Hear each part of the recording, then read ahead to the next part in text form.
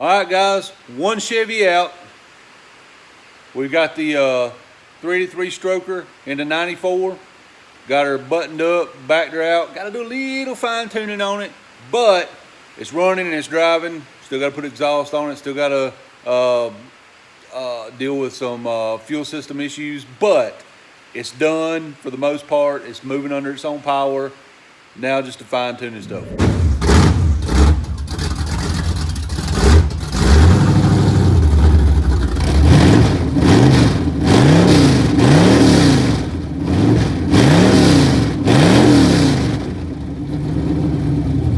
One Chevy out,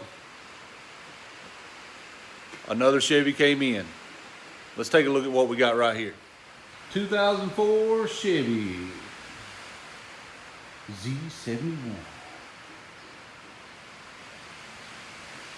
Kind of got that off-road / gangster look going on. Let's talk about this. So this truck came to me with the issue of extremely low oil pressure. Yeah, that's not going to be a problem at all. We have this truck in the shop today. It's a 2004 Chevy truck. Got a 5.3 LS in it.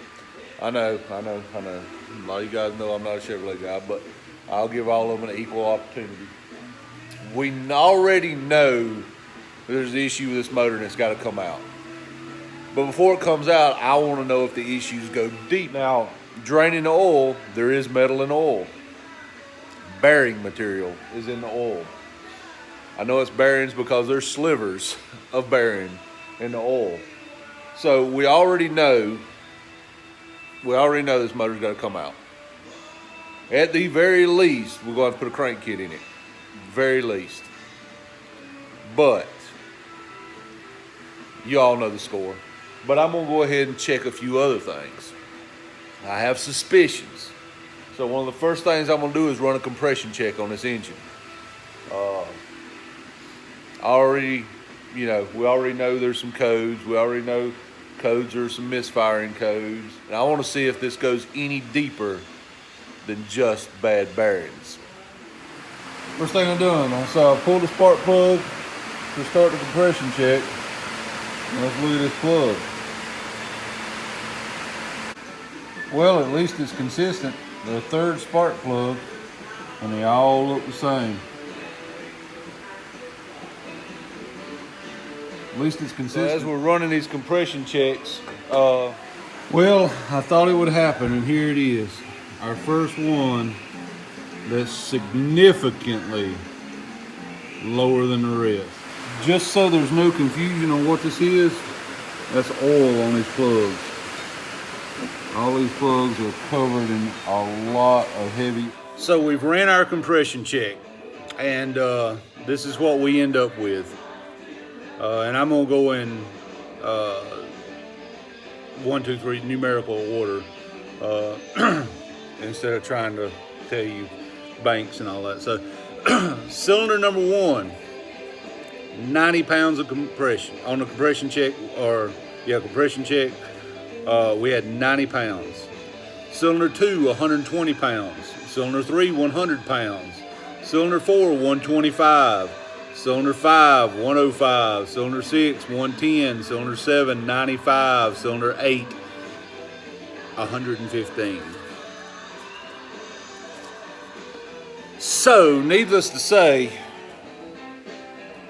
with metal slivers in the oil bearing material, no oil pressure or very extremely low oil pressure, and a mess when it comes to compression.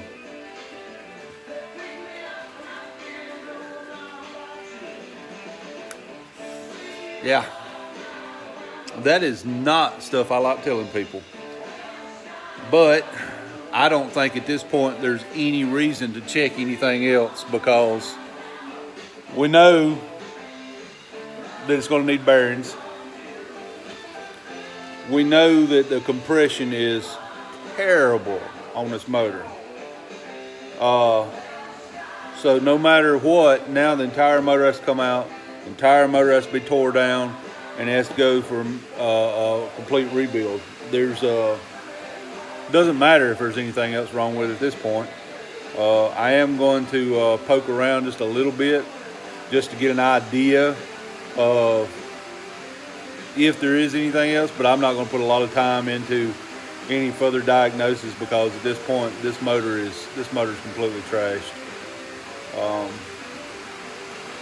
And it's crazy that it actually still runs. It actually still cranks. It actually still goes down the road. But as you can imagine, it does throw some codes every now and then. It's worn out, boys, and it doesn't really have enough miles to be worn out. This motor's been abused. I don't think this motor's worn out by mileage. I think this motor's worn out by abuse. Just my opinion, but I don't think this truck has enough miles on it to be worn out by mileage. But yeah, it's not good. In order to be fixed, the engine has to come out of this truck. If you've already got the engine out, you already know there's bearing material, you already know the compression's low, man, it's a full rebuild, a complete rebuild.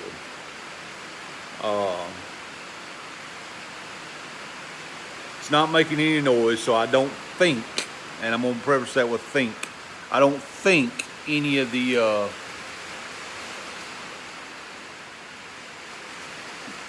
I don't think it's spun a bearing or none of that stuff because there's no noise. I don't think there's anything damaged to the point that it can't be fixed. Not yet. But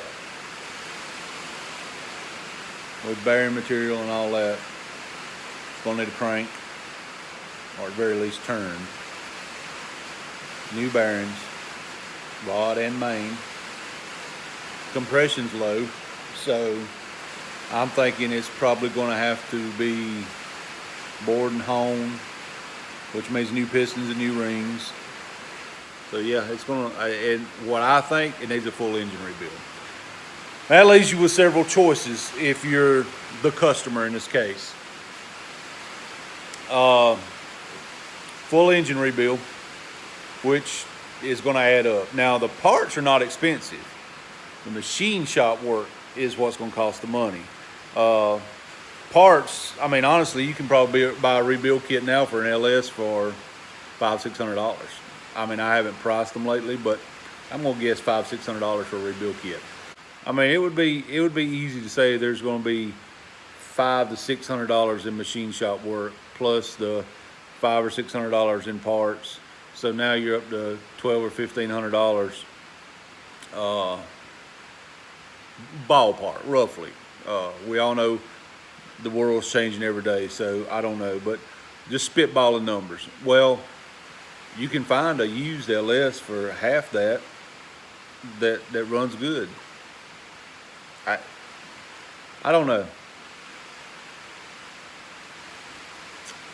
So what do you guys think? What would be the best option for this truck? Completely rebuild the engine top to bottom, spend the money, and it's going to be some money. Find a good used motor that has good oil pressure and no noises and put in here, or I mean, what would you do if it was yours? The truck's too nice to give up on. Interior's super nice in this truck. The outside's super nice on this truck. In my opinion, it's too good to give up on. So in my opinion, your choices are engine swap or engine rebuild. I don't know. Either way, what's in there now, that ain't gonna work. So let me know what you think.